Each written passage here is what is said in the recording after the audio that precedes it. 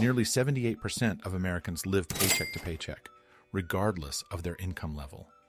Even those earning six figures often find themselves financially stressed, juggling unexpected expenses and rising debt. Does earning more money really solve financial problems?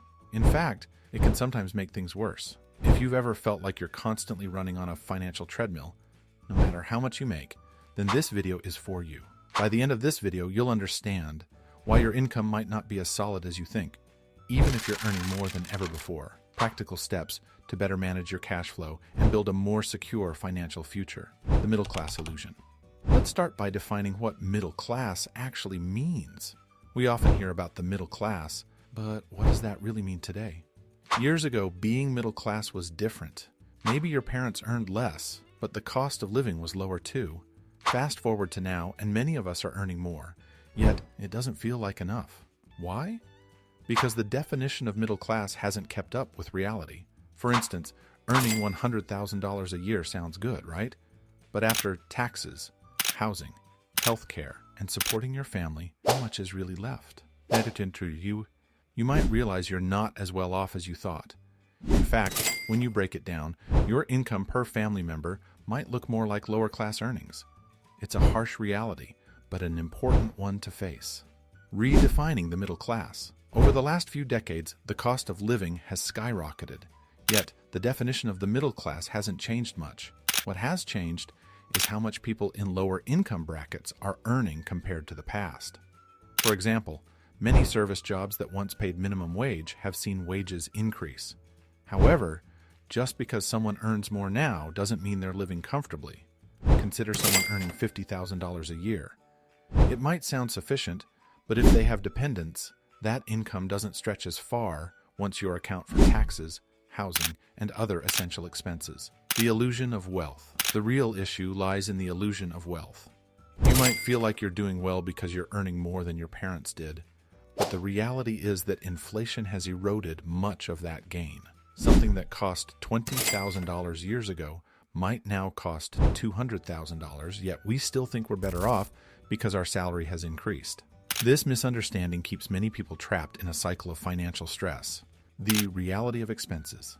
It's a common misconception that as your income increases, so do your expenses. But the truth is, expenses don't automatically increase. We often allow them to. Consider the difference between inflation, which raises the cost of goods and services, and the discretionary expenses we choose to take on. For many, it's not inflation that's the problem, but the lifestyle inflation we impose on ourselves. For example, when you see someone in your social circle buying a new car, you might feel pressured to do the same. It's human nature to want to keep up with others, but this mindset can lead to financial ruin. Before you know it, you're taking out loans for things you don't really need, and that's where the debt trap begins. Debt trap and compounding interest. Debt is a trap that's incredibly easy to fall into, especially in a society where credit is so readily available. But what many don't realize is how dangerous compounding interest can be. If you're investing and earning interest, that's great. Your wealth can grow exponentially. But if you're paying interest, especially on high-interest loans or credit cards, that debt can spiral out of control, leading to a financial crisis. The only way to escape this trap is to save and invest wisely, allowing your money to grow over time rather than paying it out in interest. Planning for the future. Here's where most people get it wrong. They plan based on their current situation. The real key to financial stability is thinking ahead. What will your finances look like 5, 10, or 20 years from now?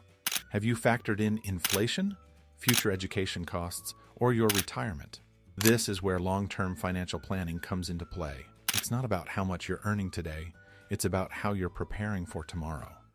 Start by identifying what's holding you back.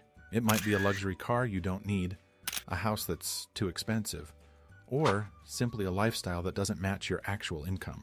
Downsizing now can prevent financial ruin later. But it's not just about cutting back. You also need to think about how to grow your income and savings simultaneously. It's a balancing act, but one that's essential for long-term success. And remember, your financial planning should be based on where you want to be in the future, not just where you are today. Think long-term, and don't let short-term desires derail your financial goals. At the end of the day, it's about being honest with yourself. Are you really as financially stable as you think? Or are you living in an illusion? By facing this reality and making smart, informed decisions today, you can secure a better financial future tomorrow.